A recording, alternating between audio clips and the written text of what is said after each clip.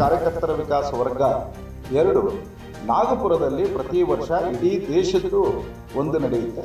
ಎಲ್ಲ ವಸತಿಗಳಲ್ಲಿ, ಎಲ್ಲ ಮಂಡಲಗಳಲ್ಲಿ ವಿಜಯದಶಮಿಯ ಉತ್ಸವವನ್ನು ಮಾಡಲಿಕ್ಕೆ ಸಾಧ್ಯ ಆಗಿದೆ. ಬಹುತೇಕ ಎಲ್ಲ ಗ್ರಾಮಗಳಲ್ಲಿ ಮತ್ತು ಎಲ್ಲ ವಸತಿಗಳಲ್ಲಿ ನಾವು ಸಂಪರ್ಕ ಮಾಡಿ ತಲುಪಲಿಕ್ಕೆ ಆಗಿದೆ. ನಮ್ಮ ಕಾರ್ಯದ ದೃಷ್ಟಿಯಿಂದ ಸಲಹೆಗಳು ಬಂದಿದೆ. ಹಾಗೆಯೇ ನಮಗೆ ಪ್ರೇರಣೆ ಕೊಡುವಂಥ ಅನೇಕ ಶಕ್ತಿಗಳು ಬಂದಿದೆ. ಅನೇಕ ಕಡೆಗೆ ತಾಯಂದಿರು ಡ್ರಗ್ಸ್ ಬಗ್ಗೆ ಕಳವಳವನ್ನು ವ್ಯಕ್ತ ಮಾಡಿದಂಥದ್ದು ಕಂಡುಬಂತು. ಮತಾಂತರಗೊಳಿಸ್ತಕ್ಕಂಥ ಚಟುವಟಿಕೆಗಳು ಆಗ್ತಾ ಇರೋವಂಥದ್ದನ್ನು ಸಹ ಸಮಾಜದಲ್ಲಿ ಉಲ್ಲೇಖ ಮಾಡಿದರು. ಇವತ್ತು ವಿಶೇಷವಾಗಿ ಕಳೆದ 13, 14, 15 ಸಮಾಲ್ಕದಲ್ಲಿ ನಡೆದಂಥ ರಾಷ್ಟ್ರೀಯ ಸ್ವಯಂ ಸೇವಕ ಸಂಘದ ಅಖಿಲ ಭಾರತೀಯ ಪ್ರತಿನಿಧಿ ಸಭಾದಲ್ಲಿ ಆದಂಥ ಕಲಾಪಗಳ ಕುರಿತು ಇವತ್ತು ತಿಳಿಸುವಂಥದ್ದು ಪ್ರಯತ್ನ ಮಾಡ್ತೇನೆ. ಸಾಮಾನ್ಯವಾಗಿ ಸಂಘದ ಒಂದು ಅತ್ಯಂತ ಉನ್ನತವಾದಂಥ ನೀತಿ ರೂಪಿಸ್ತಕ್ಕಂಥ ಒಂದು ಸಭೆ ಅಖಿಲ ಭಾರತೀಯ ಪ್ರತಿನಿಧಿ ಸಭೆ. ಇಡೀ ದೇಶದಾದ್ಯಂತ ಎಲ್ಲ ಪ್ರಾಂತ ಸಂಘಚಾಲಕರು, ಕಾರ್ಯವಾರು, ಹಾಗೆ ಪ್ರಾಂತದ ಪ್ರಚಾರಕರು ಒಳಗೊಂಡಂತೆ ಸುಮಾರು 1493 ಜನ ಅಪೇಕ್ಷಿತರು ಇರ್ತಾರೆ. ಇದರಲ್ಲಿ ಅಖಿಲ ಭಾರತೀಯ ಸ್ತರದ ಎಲ್ಲ ಅಧಿಕಾರಿಗಳೂ ಸಹ ಇರ್ತಾರೆ. ಹೀಗೆ 3 ದಿನದ್ದು ಈ ಬಾರಿ ಹರಿಯಾಣದಲ್ಲಿ ಇರ್ತಕ್ಕಂಥ ಸಮಾಲ್ಕ ಅಲ್ಲಿ ಮಾಧವ ಸೃಷ್ಟಿ ಈ ಒಂದು ಸೇವಾ ಸದನ ಇದೆ. ಅದು ಅನೇಕ ಕೃಷಿ ಚಟುವಟಿಕೆಗಳು ಅಲ್ಲಿ ನಡೀತದೆ. ಈ ರೀತಿ ಸಭೆಗಳು ನಡೆಯೋದಕ್ಕೋಸ್ಕರ ಒಂದು ಸಭಾಂಗಣ, ಕೊಠಡಿಗಳು ಇತ್ಯಾದಿ ಇರುವಂಥ ಒಂದು ಪರಿಸರದಲ್ಲಿ ಈ ಬಾರಿ ನಡೀತು. ಸಾಮಾನ್ಯವಾಗಿ ಈ ರೀತಿಯ ಸಭೆಗಳಲ್ಲಿ ಸಂಘದ ಒಂದು ಕಾರ್ಯದ ವಿಶ್ಲೇಷಣೆ, ಕಾರ್ಯದ ಪ್ರಗತಿ, ಕಳೆದ ವರ್ಷದಿಂದ ಈ ವರ್ಷಕ್ಕೆ ಏನಾಗಿದೆ ಮತ್ತು ಕಳೆದ ವರ್ಷ ನಾವು ಏನು ಯೋಜನೆಗಳನ್ನು ಮಾಡಿದ್ದೀವಿ ಅದನ್ನು ನಾವು ಎಷ್ಟು ಮಟ್ಟಿಗೆ ನಾವು ಅದನ್ನು ಮಾಡಲಿಕ್ಕಾಯಿತು, ಮಾಡಲಿಕ್ಕಾಗಲಿಲ್ಲ, ಈ ರೀತಿಯ ಸಂಗತಿಗಳನ್ನು ಪ್ರಮುಖವಾಗಿ ಚರ್ಚೆ ಮಾಡ್ತೇವೆ. ಕಾರ್ಯ ಅಂತ ಹೇಳಿದಾಗ ಪ್ರಮುಖವಾಗಿ ನಮ್ಮ ಶಾಖೆಗಳೇ ನಮ್ಮದು ಕಾರ್ಯದ ಒಂದು ಪ್ರಗತಿ. ಯಾವುದು ವ್ಯಕ್ತಿ ನಿರ್ಮಾಣ ಅಂತ ಹೇಳ್ತೀವಿ, ಆ ವ್ಯಕ್ತಿ ನಿರ್ಮಾಣ ಮಾಡ್ತಕ್ಕಂಥದ್ದು ಪ್ರತಿನಿತ್ಯದ 1 ಗಂಟೆಯ ಶಾಖೆ. ಆ ಶಾಖೆಗಳ ಪ್ರಗತಿ, ವಾರಕ್ಕೊಮ್ಮೆ ನಡೀತಕ್ಕಂಥ ಮಿಲನಗಳು, ಹಾಗೆಯೇ 15 ದಿನ, ತಿಂಗಳಿಗೆ ಒಮ್ಮೆ ನಡೀತಕ್ಕಂಥ ಮಂಡಲಗಳು, ಇವು ಸಾಮಾನ್ಯವಾಗಿ ನಮ್ಮ ಸ್ವಯಂ ಸೇವಕರಲ್ಲಿ ವ್ಯಕ್ತಿ ನಿರ್ಮಾಣ ಮಾಡ್ತಕ್ಕಂಥ ಒಂದು ಸಂಗತಿ. ಆ ದೃಷ್ಟಿನಲ್ಲಿ ನೋಡಿದಾಗ ಕಳೆದ ವರ್ಷಕ್ಕಿಂತ ಈ ವರ್ಷ ಬಹಳ ದೊಡ್ಡ ಪ್ರಮಾಣದಲ್ಲಿ ನಮಗೆ ಪ್ರಗತಿ ಆಗ್ತಾ ಇರೋಂಥದ್ದು ಕಂಡುಬಂದಿದೆ. ನಮಗೆ ಅಂಕಿಅಂಶಗಳು ನಮ್ಮ ಮುಂದೆ ಇದ್ದೇ ಇದೆ. ವಿಶೇಷವಾಗಿ ದೇಶದಾದ್ಯಂತ ಈ ಸಾರಿ 55,683 ಸ್ಥಾನಗಳಲ್ಲಿ 88,949 ದೈನಂದಿನ ಶಾಖೆಗಳು ನಡೀತು. ಸಾಧಾರಣ 89,000 ಅಂತ ಹೇಳ್ಬೋದು. ಹೀಗೆ ಕಳೆದ ವರ್ಷಕ್ಕಿಂತ 5,820 ಶಾಖೆಗಳು ಈ ಬಾರಿ ಹೆಚ್ಚಾಗಿರುವಂಥದ್ದು ಭಾಳ ಒಂದು ಪ್ರಗತಿಯ ಸಂಕೇತ ಅಂತ ಹೇಳಿ ತಿಳ್ಕೊಳ್ತಾನೆ.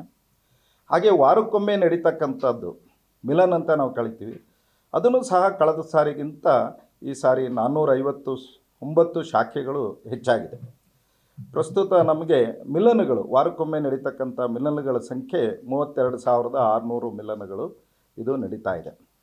ಹೀಗೆ ತಿಂಗಳಿಗೊಮ್ಮೆ ನಡೀತಕ್ಕಂಥದ್ದು 13,211 ಮಂಡಳಿಗಳು. ಒಟ್ಟಾರೆ ನಮ್ಮ ಈ ಚಟುವಟಿಕೆ ನಡೀತಕ್ಕಂಥದ್ದು ಇಡೀ ದೇಶದಲ್ಲಿ 1,34,766 ಶಾಖೆ, ಮಿಲನ್ ಮತ್ತು ಮಂಡಳಿಗಳು ನಡೀತಾ ಇದೆ. ಸೊ ಇದಾದ ನಂತರ ನಮಗೆ ಸಂಘ ಶಿಕ್ಷಾ ವರ್ಗಗಳು, ಸಾಧಾರಣವಾಗಿ ಕಾರ್ಯಕರ್ತರನ್ನು ನಿರ್ಮಾಣ ಮಾಡ್ತಕ್ಕಂಥ ಒಂದು ಪ್ರಕ್ರಿಯೆ ಪ್ರಾರಂಭದಿಂದಲೂ ಸಹ ಇದನ್ನು ನಾವು ಮಾಡ್ತಾ ಬಂದಿದ್ದೀವಿ. ಮೊದಲೆಲ್ಲ 1 ತಿಂಗಳಿತ್ತು, ಆಮೇಲೆ 25 ದಿನ ಇತ್ತು. ಈಗ ಅನುಕೂಲಕ್ಕೆ ತಕ್ಕಂತೆ 15 ದಿನಗಳು ಪ್ರಾಂತಶಃ ವರ್ಗಗಳು ನಡೆಯುತ್ತವೆ. ಹಾಗೆ 20 ದಿನ 2ನೇ ವರ್ಗ, ನಮ್ಮದು ದ್ವಿತೀಯ ವರ್ಷ ಅಂತ ಕರಿತಿದ್ರು, ಈಗ ನಾವು ಅದನ್ನು ಕಾರ್ಯಕರ್ತ ವಿಕಾಸ ವರ್ಗ 1 ಅಂತ ಕರಿತೀವಿ. ಅದು ಕ್ಷೇತ್ರ ಮಟ್ಟದಲ್ಲಿ ನಡೆಯುತ್ತೆ. ಹಾಗೆ ಒಟ್ಟು ಇದೆರಡು ವರ್ಗಗಳಾದ ಮೇಲೆ ಕಾರ್ಯಕರ್ತರ ವಿಕಾಸ ವರ್ಗ 2 ನಾಗಪುರದಲ್ಲಿ ಪ್ರತಿ ವರ್ಷ ಇಡೀ ದೇಶದ್ದು ಒಂದು ನಡೆಯುತ್ತೆ.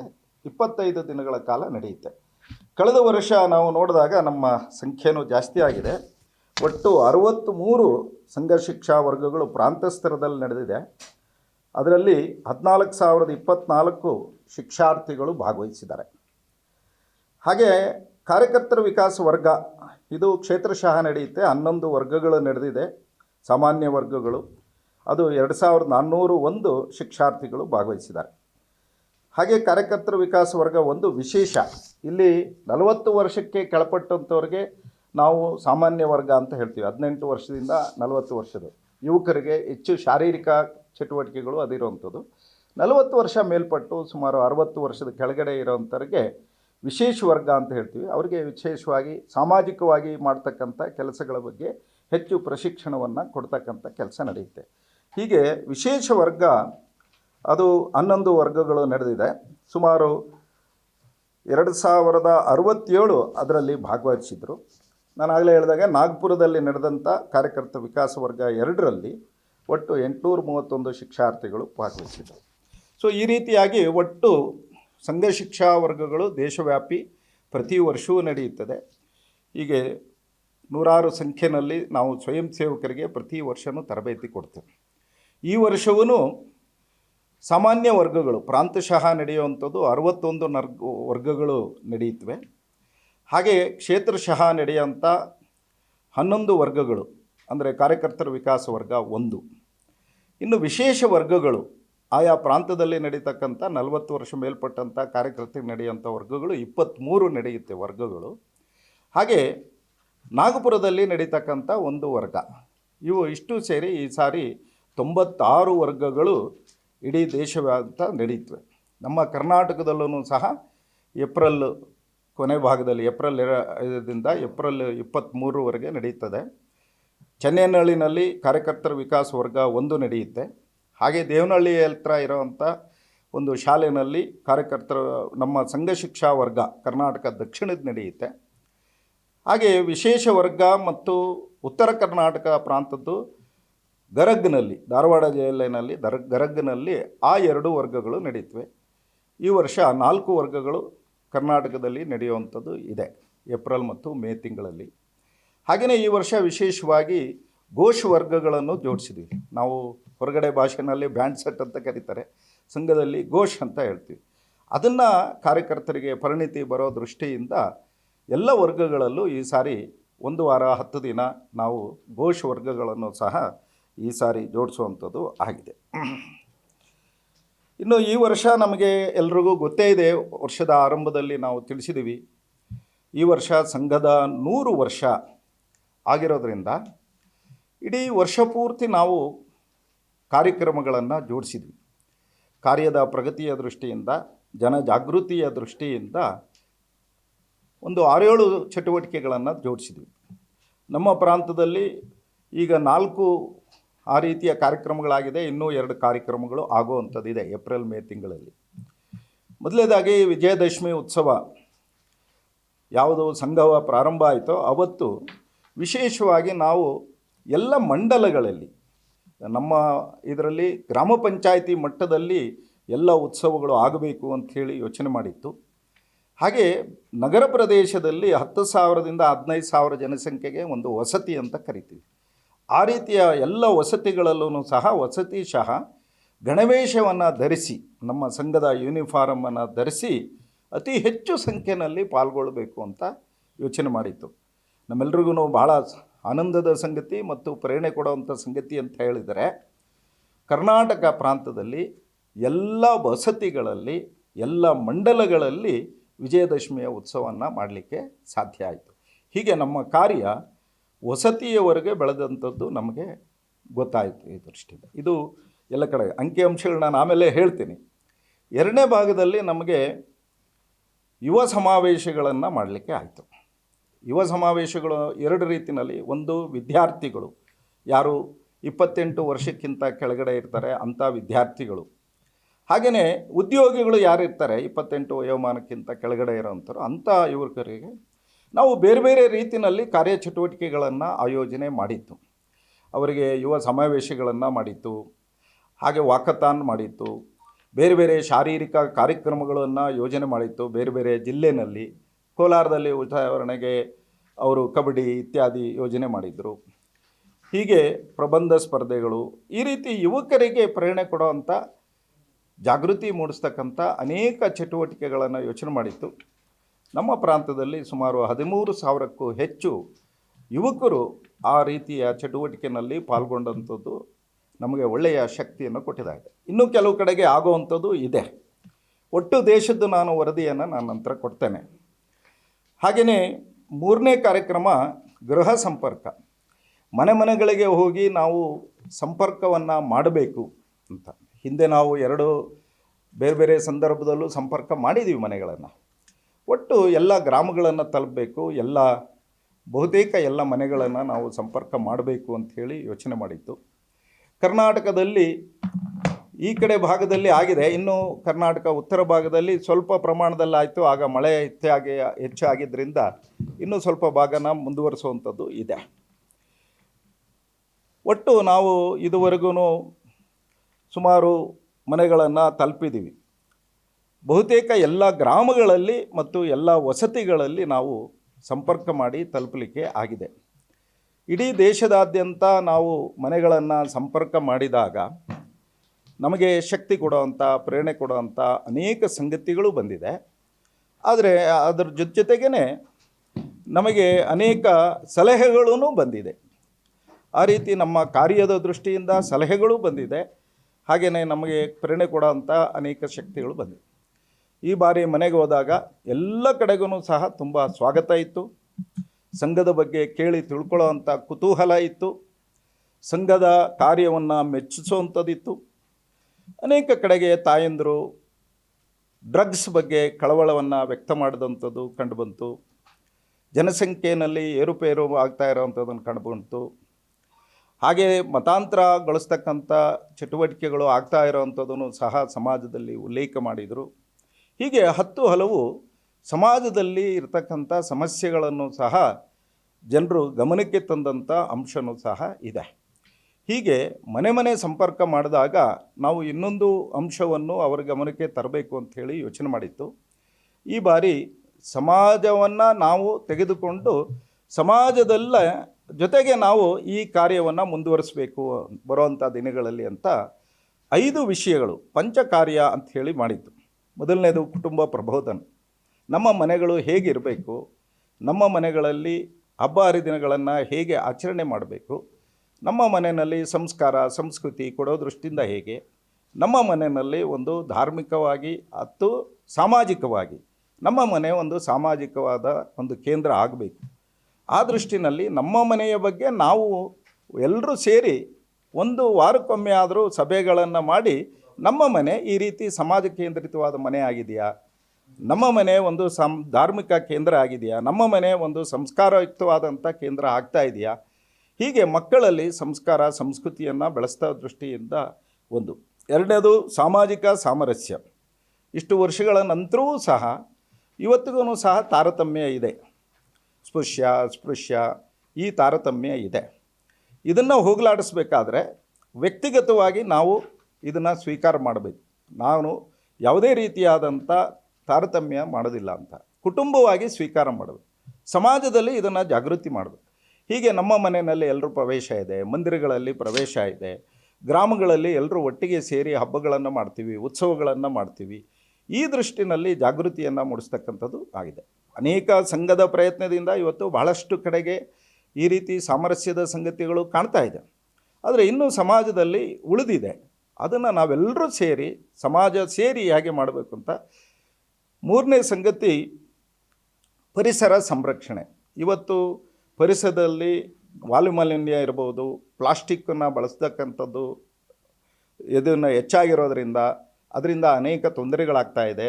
ಆ ದೃಷ್ಟಿಯಿಂದ ಪ್ಲಾಸ್ಟಿಕ್ ಮುಕ್ತ ಆಗಬೇಕು, ಗಿಡಗಳನ್ನು ಬೆಳೆಸಬೇಕು, ನೀರನ್ನು ಮಿತವಾಗಿ ಬಳಸಬೇಕು, ನೀರನ್ನು ಸಂರಕ್ಷಣೆ ಮಾಡಬೇಕು, ಶೇಖರಣೆ ಮಾಡಬೇಕು. ಆ ದೃಷ್ಟಿಯಿಂದ ಇಂಗುಗುಂಡಿಗಳು ಮಾಡೋದು ಇರ್ಬೋದು, ಮಳೆ ನೀರಿನ ಕೊಯ್ಲು ಮಾಡೋದು ಇರ್ಬೋದು, ಹಾಗೆ ಕೆರೆಗಳ ಹೂಳನ್ನು ಎತ್ತುವಂಥದ್ದು ಇರ್ಬೋದು. ಅಪಾರ್ಟ್ಮೆಂಟ್ಗಳಲ್ಲಿ ಮನೆಗಳಲ್ಲಿ ನಾವು ಎರೇಟರ್ನ ಹಾಕಿ ನೀರನ್ನು ಹೇಗೆ ಕಡಿಮೆ ಬಳಸ್ಬೋದು ಇತ್ಯಾದಿಗಳ ಬಗ್ಗೆ ಜಾಗೃತಿಯನ್ನು ಅರಿವನ್ನು ಮೂಡಿಸುವಂಥ 3ನೇ ಕೆಲಸ ಮಾಡಿ. ಇನ್ನು 4ನೇ ಕೆಲಸ ಸ್ವದೇಶಿ ಜೀವನ ಶೈಲಿ. ಅದು ವಸ್ತುಗಳು ಬಳಕೆಯಂಥದ್ದು ಇರ್ಬೋದು, ನಮ್ಮ ಮನೆಯಲ್ಲಿ ತಯಾರಾದಂಥ ವಸ್ತುಗಳಿರ್ಬೋದು, ನಮ್ಮ ಗ್ರಾಮದಲ್ಲಿ ತಯಾರಾದಂಥ ವಸ್ತುಗಳಿರ್ಬೋದು, ನಮ್ಮ ದೇಶದಲ್ಲೇ ತಯಾರಾದಂಥ ವಸ್ತುಗಳನ್ನು ನಾವು ಬಳಸೋದು ಹೇಗೆ ಅನ್ನುವಂಥದ್ದು. ಎರಡನೇದು, ನಮ್ಮ ಮಾತೃಭಾಷೆಯಲ್ಲಿ ವ್ಯವಹಾರ ಮಾಡಬೇಕು, ಮಾತೃಭಾಷೆಯನ್ನು ಬಳಸಬೇಕು. ಹಾಗಾಗಿ ಸಣ್ಣ ಸಣ್ಣ ಸಂಗತಿಗಳು ಇರ್ಬೋದು, ನಮ್ಮ ಮನೆಯಲ್ಲಿ ಯಾವುದೋ ಕಾರ್ಯಕ್ರಮಕ್ಕೆ ಮುದ್ರಣ ಮಾಡುವಂಥ ಸಂದರ್ಭದಲ್ಲಿ ಇರ್ಬೋದು, ಹಾಗೆ ನಮ್ಮ ಮನೆಗಳಲ್ಲಿ ಯಾವುದೋ ಹಬ್ಬ ಹರಿದಿನಗಳು ಆಚರಣೆ ಮಾಡಿದಂಥ ಸಂದರ್ಭದಲ್ಲಿ ಮತ್ತು ಮನೆಗಳಲ್ಲಿ ಸಂಬೋಧನೆ ಮಾಡುವಂಥ ಇವತ್ತು ಅನೇಕ ಸಾರಿ ನಾವು ಅತ್ತೆ, ಅತ್ತಿಗೆ, ಮಾವ, ಸೊಸೆ, ಅಣ್ಣ, ತಂಗಿ ಇವನು ಹೇಳಿದಾಗ ಅದರಿಂದ ಒಂದು ಭಾವನೆ ಇದೆ. ಇವತ್ತು ಎಲ್ಲರೂ ಆಂಟಿಗಳು, ಅಂಕಲ್ಲು ಅನ್ನೋದರಲ್ಲಿ ನಮ್ಮ ಶಬ್ದದ ಕೆಲವು ಪದಗಳೇ ಮರೆತು ಹೋಗುತ್ತೆ. ಹಾಗಾಗಿ ಅದರಿಂದ ಭಾವನೆ, ಶಬ್ದ ಅದು ಆಗಬೇಕು ಅನ್ನೋದು. ಪತ್ರಿಕೆಯಲ್ಲಿ ನಮ್ಮ ಪತ್ರಿಕೆಗಳ ಜೊತೆಯಲ್ಲಿ ಪ್ರತಿನಿತ್ಯವೂ ಯಾವುದಾದ್ರೂ ನಮ್ಮ ಮಾತೃಭಾಷೆಯ ಒಂದು ಪತ್ರಿಕೆಯನ್ನು ಮನೆಗೆ ತರಿಸ್ಬೇಕು. ಹಾಗಾಗಿ ವ್ಯವಹಾರದಲ್ಲಿ ಇದ್ದಾಗ ಭಾಷೆ ಬೆಳೆಯುತ್ತೆ, ವ್ಯವಹಾರದಲ್ಲಿ ಇದ್ದಾಗ ಈ ರೀತಿಯ ಸ್ವದೇಶಿ ಸಂಗತಿಗಳು ಬೆಳೆಯುತ್ತೆ. ಸ್ವದೇಶಿಯ ಮುಖಾಂತರ ಸ್ವಾವಲಂಬನೆ ಬರುತ್ತೆ, ಸ್ವಾವಲಂಬನೆಯ ಮುಖಾಂತರ ನಮಗೆ ಅಭಿಮಾನ ಮುಗುತ್ತೆ, ಹಾಗೆಯೇ ಸಾಮರ್ಥ್ಯ ಬೆಳೆಯುತ್ತೆ. ಈ ದೃಷ್ಟಿಯಿಂದ ಸ್ವದೇಶಿಯ ಭಾವವನ್ನು ಜಾಗೃತಿ ಮಾಡೋ ದೃಷ್ಟಿಯಿಂದ ಪ್ರಯತ್ನಗಳು ನಡೆದಿವೆ. ಕೊನೆ ಭಾಗದಲ್ಲಿ ನಾವು ನಾಗರಿಕ ಶಿಷ್ಟಾಚಾರ ಅಂತ ಹೇಳಿದ್ವಿ. ಸಾಮಾನ್ಯವಾಗಿ ಇದು ವ್ಯವಹಾರಕ್ಕೆ ಸಂಬಂಧಪಟ್ಟಂತೆ ಮತ್ತು ನಮಗೆ ಒಂದು ರೀತಿ ವ್ಯಾಲ್ಯೂ ಬೇಸ್ಡ್ ಅಂತ ಏನು ಹೇಳ್ತಾರೆ ಅದನ್ನು ನಿರ್ಮಾಣ ಮಾಡುವಂಥದ್ದು ಆಗಬೇಕು. ಹಾಗಾಗಿ ಇದನ್ನು ನಾವು ಮನೆಗಳಲ್ಲಿ, ಶಾಲೆಗಳಲ್ಲಿ, ಮಂದಿರಗಳಲ್ಲಿ ಈ ರೀತಿ ಸಂಸ್ಕಾರ ಕೊಡುವಂಥದ್ದು ಆಗಬೇಕು. ಮೊದಲನೇದಾಗಿ ನಡವಳಿಕೆಯ ಶಿಕ್ಷಣ, ಹಿರಿಯರಿಗೆ ಗೌರವ ಕೊಡುವಂಥದ್ದು, ಗುರು ಹಿರಿಯರಿಗೆ ಗೌರವ ಕೊಡುವಂಥದ್ದು, ತಂದೆ ತಾಯಿಗಳಿಗೆ ಗೌರವ ಕೊಡುವಂಥದ್ದು, ಅತಿಥಿಗಳಿಗೆ ಗೌರವ ಕೊಡುವಂಥದ್ದು, ಇದು ಸಹಜವಾಗಿ ಮನೆಗಳಲ್ಲಿ ಕಲಿಸ್ಕೊಡ್ತಾಯಿದ್ರು. ಈಗೇನೋ ಕೊರತೆ ಆಗಿದೆ ಅಂತ ಅನಿಸುತ್ತೆ. ಆ ದೃಷ್ಟಿಯಿಂದ ಇದರ ಬಗ್ಗೆ ಗಮನ ಕೊಟ್ಟು ಮಾಡುವಂಥದ್ದು. ಸಣ್ಣ ಸಂಗತಿ, ಬಸ್ಸಲ್ಲಿ ಹೋಗ್ತಾ ಇರ್ತೀವಿ, ಯಾರೋ ಅನಾರೋಗ್ಯದಿಂದ ಇರ್ತಾರೆ, ಅವರಿಗೆ ಸ್ಥಳ ಬಿಟ್ಕೊಡುವಂಥದ್ದು ಇರ್ಬೋದು. ರಸ್ತೆಯಲ್ಲಿ ಹೋಗ್ತಾ ಇರ್ತೀವಿ, ಯಾರೋ ಒಬ್ಬರು ಅಂಗವಿಕಲರು ಇರ್ತಾರೆ, ಅವ್ರನ್ನ ದಾಟಿಸುವಂಥದ್ದು ಇರ್ಬೋದು. ಇದು ಒಂದು ಮಾನವೀಯ ದೃಷ್ಟಿನಲ್ಲಿ ನಾವು ಗೌರವವನ್ನು ಕೊಡುವಂಥದ್ದು, ನೋಡುವಂಥದ್ದು ಆಗಬೇಕು. ಎರಡನೇ ಸಂಗತಿ, ನಿಯಮಗಳನ್ನು ಅನುಸರಿಸ್ತಕ್ಕಂಥದ್ದು. ನಿಯಮಗಳು ಇರುವಂಥದ್ದೇ ಅನುಸರಿಸಕ್ಕೆ. ಅನೇಕ ಸಾರಿ ನಿಯಮಗಳು ಇರುತ್ತವೆ, ಅದನ್ನು ಪಾಲನೆ ಮಾಡದೇ ಇದ್ದರೆ ಅದಕ್ಕೆ ಬೆಲೆ ಬರೋದಿಲ್ಲ. ಈಗ ರಸ್ತೆಯಲ್ಲಿ ಹೋಗ್ಬೇಕಾದ್ರೆ ಎಡಕ್ಕೆ ಹೋಗಬೇಕು ಅನ್ನೋದಿದೆ, ಬೈಕ್ನಲ್ಲಿ ಹೋಗ್ಬೇಕಾದ್ರೆ ಇಬ್ಬರೇ ಹೋಗಬೇಕು, ಹೆಲ್ಮೆಟ್ ಧರಿಸಿರಬೇಕು ಅಂತ ಇರುತ್ತೆ. ಸಿಗ್ನಲ್ ದಾಟಬೇಕಾದ್ರೆ ಕೆಂಪು ಸಿಗ್ನಲ್ ಇದ್ದಾಗ ದಾಟಬಾರ್ದು ಅನ್ನೋಂಥದ್ದು ಇದೆ. ಇದೆಲ್ಲ ನಿಯಮಗಳಿದೆ, ಅದನ್ನು ಅನುಸರಿಸಬೇಕು ಅನ್ನೋವಂಥದ್ದು ಎರಡನೇ ಭಾಗ. ಮೂರನೇ ಭಾಗ, ರಾಷ್ಟ್ರೀಯ ವಿಚಾರಗಳು ಬಂದಾಗ ಅದಕ್ಕೆ ಮಾನ್ಯತೆಯನ್ನು, ಗೌರವವನ್ನು ಕೊಡುವಂಥದ್ದು ಇರಬೇಕು. ಈಗ ರಾಷ್ಟ್ರಧ್ವಜ ಇರ್ಬೋದು, ರಾಷ್ಟ್ರಗೀತೆ ಇರ್ಬೋದು, ಸಂವಿಧಾನ ಇರ್ಬೋದು, ಹಾಗೆಯೇ ಸೈನಿಕರು ಇರ್ಬೋದು, ಇವೆಲ್ಲವಕ್ಕೂ ಸಹ ನಾವು ಗೌರವವನ್ನು ಸಲ್ಲಿಸುವಂಥದ್ದು. ಹೀಗೆ 5 ವಿಷಯಗಳನ್ನು ಸಮಾಜದಲ್ಲಿ ನಾವು ಒಂದು ಪುಸ್ತಕವನ್ನು ಪ್ರತಿ ಮನೆಗೂ ಕೊಟ್ಟು ಈ ವಿಷಯಗಳನ್ನು ಇಟ್ಟು ಹೇಳಿತ್ತು. ಇದನ್ನು ಬಹುತೇಕ ಜನ ಭಾಳ ಉತ್ಸಾಹದಿಂದ ಮತ್ತು ಸಂತೋಷದಿಂದ ಸ್ವೀಕಾರ ಮಾಡಿದ್ದಾರೆ. ಅನೇಕರು ನಮಗೆ ಕೇಳಿದ್ದಾರೆ, ನಾವೇನು ಮಾಡ್ಬೋದು ಅಂತ ಹೇಳಿದ್ದಾರೆ. ಮತ್ತು ಇನ್ನು ಕೆಲವರು, ನಾನು ಈ ವಿಷಯವನ್ನು ಮಾಡ್ತೀನಿ, ಪರಿಸರ ದೃಷ್ಟಿಯಿಂದ ಮಾಡ್ತೀನಿ, ನಾನು ಈ ರೀತಿಯಾಗಿ ಸಾಮರಸ್ಯ ದೃಷ್ಟಿಯಿಂದ ಕೆಲಸ ಮಾಡ್ತೀನಿ ಅನ್ನೋ ಕೇಳಿದೆ. ದೊಡ್ಡವರೂ ಸಹ ಈ ರೀತಿಯ ಸಂಗತಿಗಳನ್ನು ನಾವೇನು ಮಾಡ್ಬೋದು ಅಂತ, ನಿವೃತ್ತ ಜಡ್ಜಸ್ ಇರ್ಬೋದು, IAS ಅಧಿಕಾರಿಗಳಿರ್ಬೋದು, ಆ ಥರದವರೂ ಸಹ ಮಾಡಿದ್ದಾರೆ. ತುಂಬ ಜನ ಮಹಿಳೆಯರು ಮನೆಗಳಲ್ಲಿ ಇದನ್ನು ಹೇಳಿದಾಗ ಅವರು ಅತ್ಯಂತ ಇದನ್ನು ಪ್ರೀತಿಪೂರ್ವಕವಾಗಿ ಸ್ವಾಗತ ಮಾಡಿರುವಂಥದ್ದು ಇದೆ. ಬರುವಂಥ ಒಂದು 10-15 ವರ್ಷಗಳಲ್ಲಿ ಇಡೀ ಸಮಾಜ ಇದನ್ನು ಕೈಗೆತ್ತಿಕೊಂಡು ಒಂದು ಸಮಾಜದಲ್ಲಿ ಈ ರೀತಿಯ ಸಂಗತಿಗಳನ್ನು ವ್ಯವಹಾರದಲ್ಲಿ ತರಬೇಕು, ಆಡಳಿತದಲ್ಲಿ ಅಂದರೆ ದಿನನಿತ್ಯದ ಚಟುವಟಿಕೆಯಲ್ಲಿ ತರಬೇಕು ಅನ್ನೋದು. ಆ ದೃಷ್ಟಿನಲ್ಲಿ ನಮಗೆ ಒಳ್ಳೆಯ ಒಂದು ಶಕ್ತಿ ಉಂಟಾಗಿದೆ ಸಮಾಜದಲ್ಲಿ ಬಂದಂಥ ಸ್ಪಂದನೆ.